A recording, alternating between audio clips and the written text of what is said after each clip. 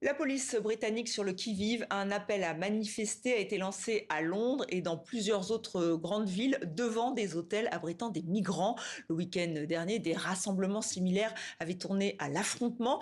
Marie Billon, bonsoir, vous êtes notre correspondante à Londres. Vous êtes devant l'un des hôtels où se trouvent ces migrants. Est-ce que les autorités s'attendent à une mobilisation importante? Écoutez, il y a déjà quelques dizaines de personnes en fait réparties sur deux trottoirs. Derrière moi, vous voyez l'hôtel dans lequel sont hébergés plusieurs demandeurs d'asile.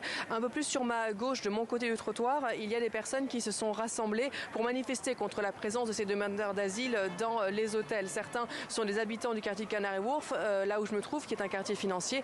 D'autres viennent de plus loin et ils sont là à l'appel de ce qu'ils ont appelé la journée de l'abolition de l'asile. Ils sont contre la présence ces demandeurs d'asile dans ces hôtels de leur quartier, mais dans tout le Royaume-Uni en général.